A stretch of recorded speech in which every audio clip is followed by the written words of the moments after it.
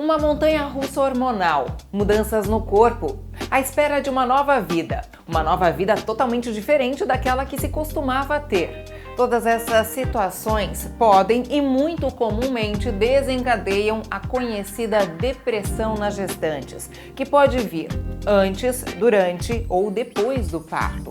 Vamos saber um pouquinho mais agora, numa entrevista com uma psicóloga que fala tudo sobre o assunto.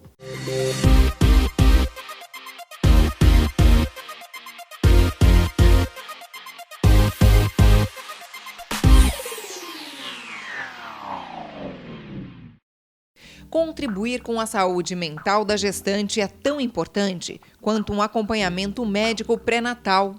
Pouco se fala, mas assim como depressão pós-parto, existe também a depressão pré-natal ou gestacional, que atinge 10% das gestantes brasileiras. É aquela que acontece antes do nascimento do bebê, né? Então, o que a gente conhece mais culturalmente é a pós-parto, que a gente identifica com uma série de sintomas, né, mas que elas já podem acontecer antes e durante a gestação. Os sintomas eles se aproximam muito do pós-parto. Então, essa tristeza que é permanente, contínua, né, uma apatia, a própria irritabilidade, alterações no sono, né, baixa autoestima, né, então em função das próprias alterações no corpo da mulher, que ela não lida muito bem com esse processo, o corpo vai mudar, isso é certo, né? Então, quando a mulher também não consegue administrar bem essas mudanças, esses são alguns dos sintomas mais importantes e que, se acontecerem com muita frequência, são sinais de alerta para uma possível depressão pré-parto. Se a mulher fizer uma gravidez mais planejada, a probabilidade de uma depressão pré-parto diminui?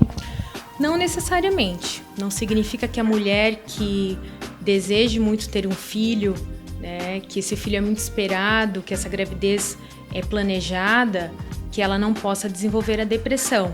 Até porque a depressão ela não está associada com o não desejo de ter um filho, né? Ela pode ser uma consequência de questões hormonais ou de um próprio histórico pessoal da mulher, né? Então, não necessariamente a falta de planejamento é que vai desencadear essa depressão.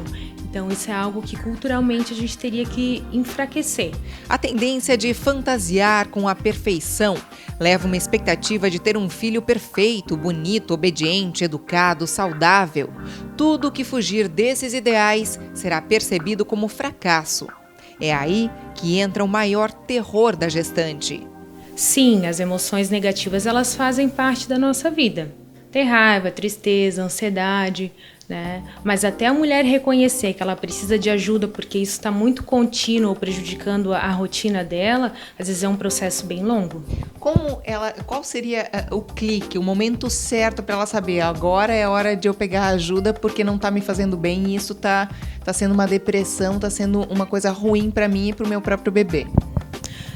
Nós somos o nosso próprio termômetro, né? Nada melhor do que nós identificarmos as nossas emoções sempre para entender se isso está gerando muito prejuízo ou não.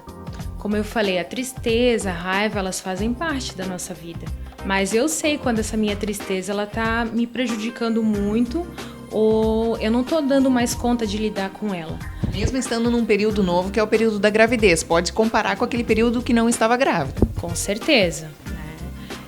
O contato que a mulher terá com um profissional que tem um vínculo maior com ela, que no caso é o médico, né, ele precisa também ser estabelecido com muita confiança para a mulher se sentir confortável para falar sobre as emoções dela, né?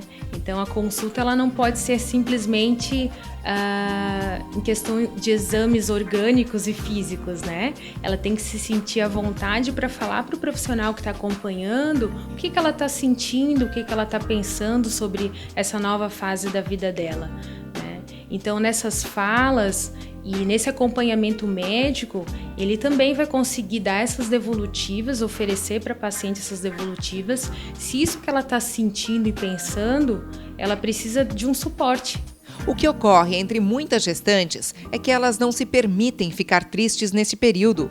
nesse contexto social que se considera que grávidas devem sempre estar sorridentes.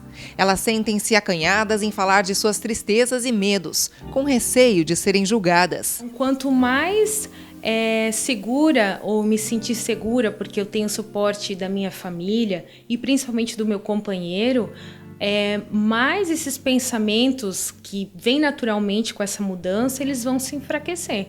Né? Se eu sei que eu vou passar por uma batalha ali na frente, mas eu sei que tem alguém comigo, me dando um suporte, me acompanhando, caminhando junto comigo, mais força eu vou ter para enfrentar essas dificuldades. Né? Então também é importante que a família tenha essa consciência de que essas emoções, elas sim podem ser transitórias, né? Como essas oscilações de humor, mas que também eles estejam atentos se essas emoções elas estão muito frequentes. Às vezes o diagnóstico ele vem de alguns familiares que percebem isso com mais facilidade do que a própria paciente. Após o nascimento, a conhecida depressão pós-parto também merece uma atenção especial. Então, do mesmo motivo que acontece a pré-parto, a pós-parto tem os mesmos sintomas, né, mas nós não temos um motivo direto para falar que ela vai acontecer. Né? Mas os sintomas eles se aproximam tanto na questão da tristeza, da ansiedade, da irritabilidade, só que o que talvez aconteça de uma maneira que seja mais difícil para as pessoas aceitarem é que após parto o bebê já está ali. Né? Então essa mãe precisa cuidar desse bebê e a mulher que está com depressão nem sempre ela vai estar disposta para cuidar desse bebê. Talvez ela não vá ter interesse, ou ela não vai ter disposição, né? Ou ela se desorganiza de uma maneira tão significativa, que ela fica tão ansiosa com esse cuidado, que ela não dá conta e se sente culpada. Então, às vezes, na pré-parto, isso não acontece de uma maneira tão evidente. A depressão pré ou pós-parto não deve ser negligenciada, deve ser tratada. Às vezes, um tratamento medicamentoso de suporte é necessário, dependendo do caso, né? E a própria psicoterapia. Por si só não acontece. É muito difícil, né? Até porque nós vamos entender como um transtorno emocional e como todos os tipos de transtorno de ordem de fundo emocional, elas precisam de um suporte para a gente poder elaborar de uma maneira bem positiva.